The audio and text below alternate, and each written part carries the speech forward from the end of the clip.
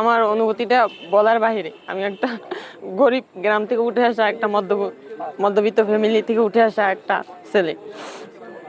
তা আমি কল্পনাও করতে পারি নাই যে বর্তমান পুলিশে এত স্বচ্ছ এবং সৎ নিয়োগ হবে।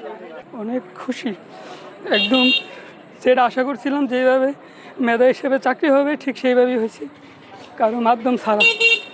আমার নাম মোহাম্মদ ফেরদৌস। আমি আজকে পুলিশ 10 রিক্রুট কনস্টেবলের চাকরি পেয়েছি। আজকে চাকরি পেয়ে আমি খুবই খুশি। দীর্ঘ অনেক দিনের চেষ্টার পরে আজকে আমি চাকরিটা পেলাম। আমার পরিবার থেকে অনেক আশা ছিল যে আমি চাকরিটা যেন পাই। এখন আমি এই চাকরির মাধ্যমে আমার পরিবারে হাল ধরতে পারবো। সরকারি ফিস 56 টাকা তাদের প্রথম রেজিস্ট্রেশন করতে হয়। এই 56 টাকায় রেজিস্ট্রেশন করার পর নিজ মেধা, যোগ্যতা ও দক্ষতার ভিত্তিতেই আজকে তারা চূড়ান্তভাবে নির্বাচিত হয়েছে।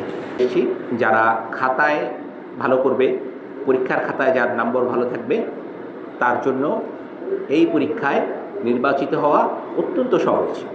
কারণ পুরো প্রক্রিয়াটি শুধুমাত্র তোমাদের মেধা, যোগ্যতা, নিষ্ঠা এবং পরিশ্রমের উপর নির্ভর করে। আমি এখানে সাংবাদিক ভাইরা যারা আছেন তাদের উদ্দেশ্যে বলতে চাই, আপনারা তাদের সাথে কথা বলবেন, জানতে পারবেন যে তাদের অনুভূতিগুলো কী এবং তারা যে কষ্ট করে আজকে এ পর্যন্ত এসছে, তাদের কাছ থেকে আপনারা তাদের অনুভূতিগুলো জানতে পারবেন। 3 দিনের কার্যক্রম শেষে 291 জন লিখিত পরীক্ষার জন্য কৃতকার্য হয়েছে।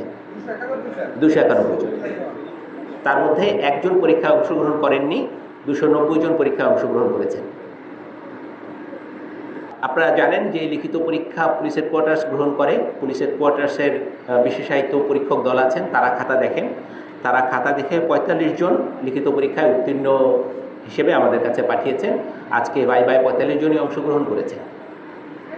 আমাদের এখানে পদ আছে 21টি, তার মধ্যে মেধাগোতায় 20 এবং মুক্তিযোদ্ধা 1, মোট 21 জনকে আমরা প্রাথমিকভাবে মনোনীত করেছি।